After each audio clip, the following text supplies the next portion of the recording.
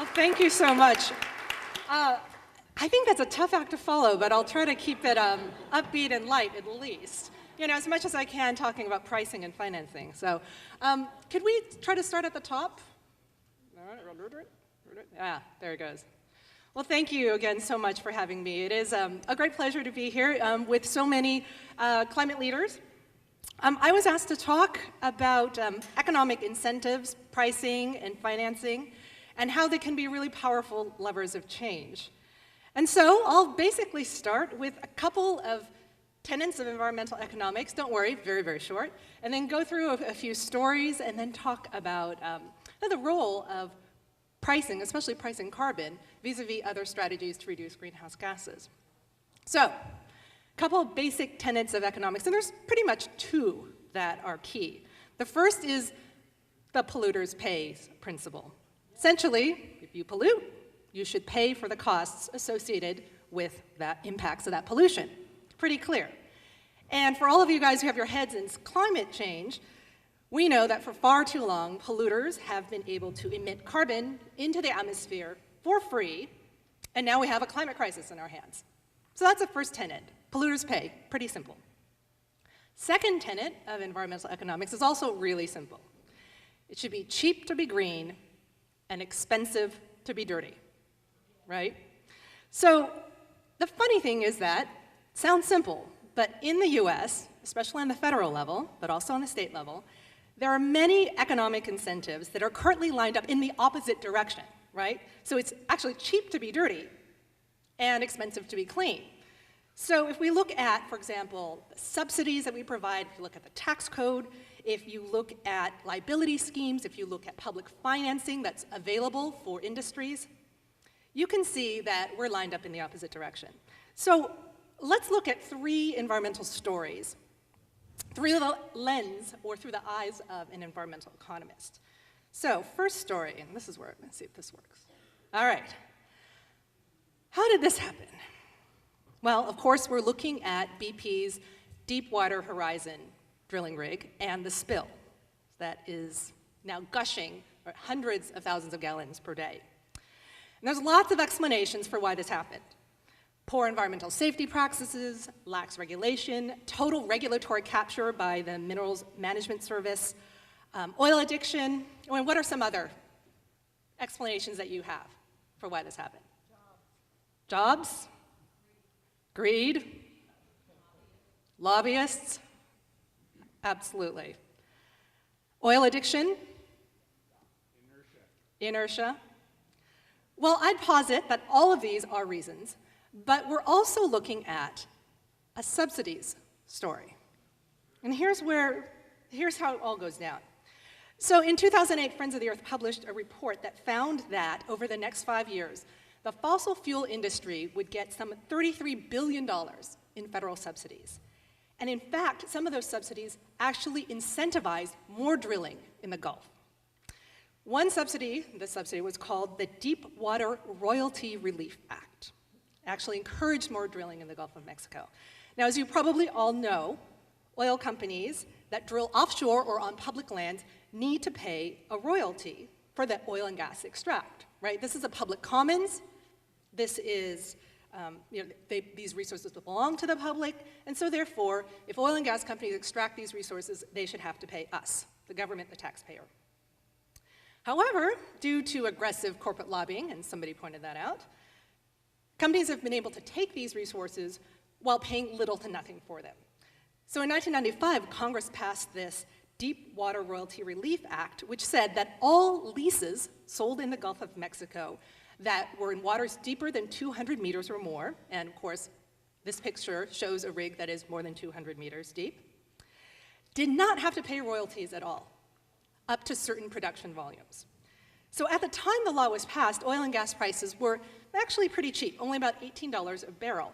And these royalties are supposed to be paid on the value of the gas or oil that was extracted.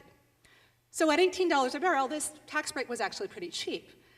But this loophole not only encouraged more offshore drilling, but it has since become one of the biggest subsidies that we give to oil and gas companies today, amounting to some $53 billion. over the next 20 years or so. So, next story. How did this happen?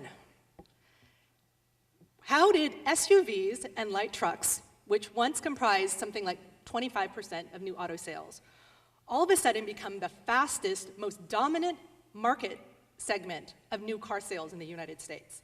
I think that all of us probably remember the kind of proliferation of SUVs that were sold in the 90s, especially, and all the ads and all the people buying SUVs. Well, some might say it was shifting consumer desires. What are some other explanations for why we had a massive increase in SUVs? Soccer? Cheap oil? Soccer. Something to haul your Starbucks and your laptop in? Tax, aha. Perceptions of safety. Well, you could probably guess that this is a tax story, right? At least that's how I'm going to choose to tell it today.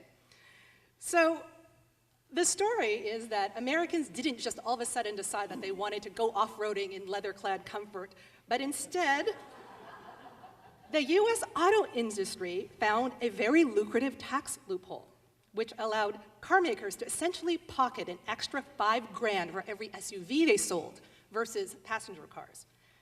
And so what they did is they deprioritized the sales of passenger cars and really amped up SUV marketing. And this is how it all happened.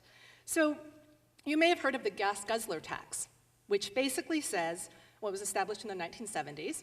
It basically said that gas guzzling cars that use more than, or that got less than 22.5 miles per gallon would get taxed.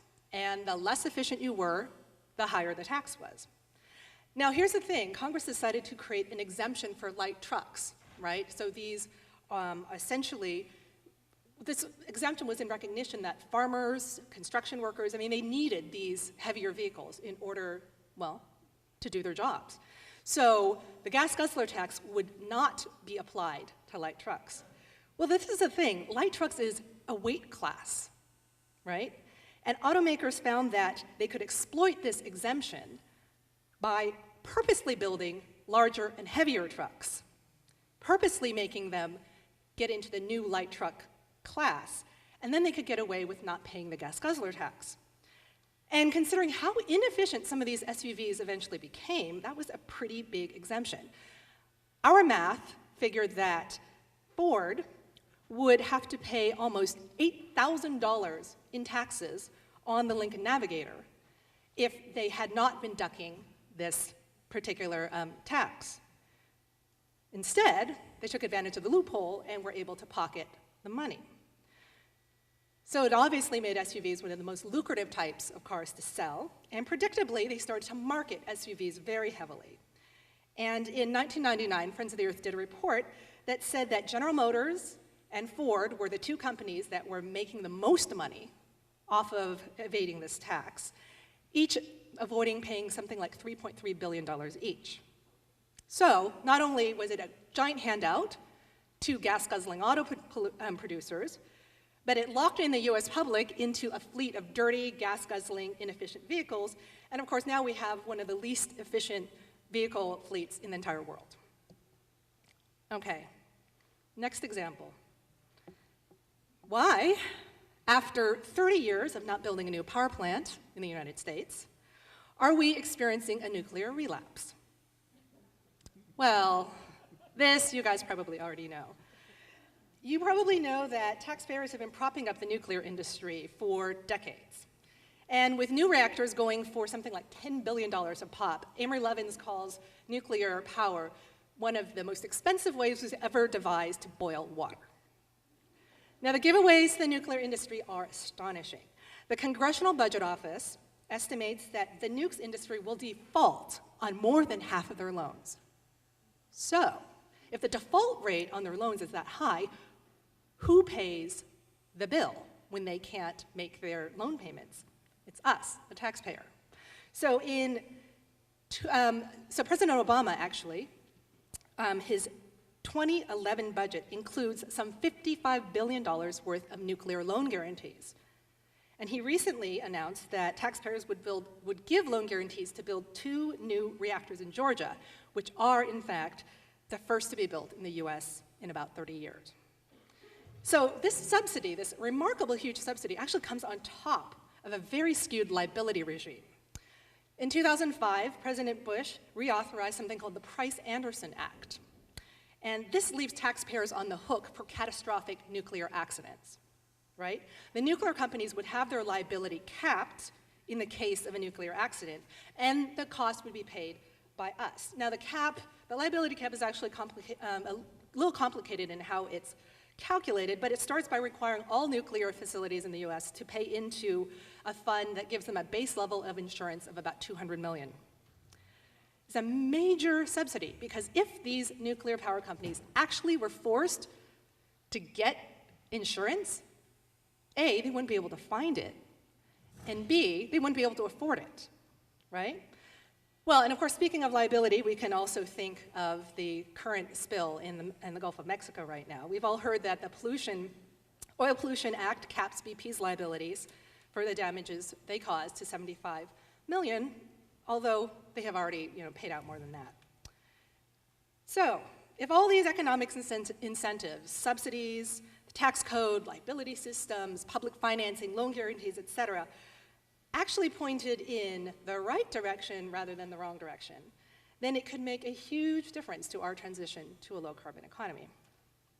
Which brings me to sort of the next part of my remarks about putting a price on carbon, both why it's really important, but also why we can't think that it's all important.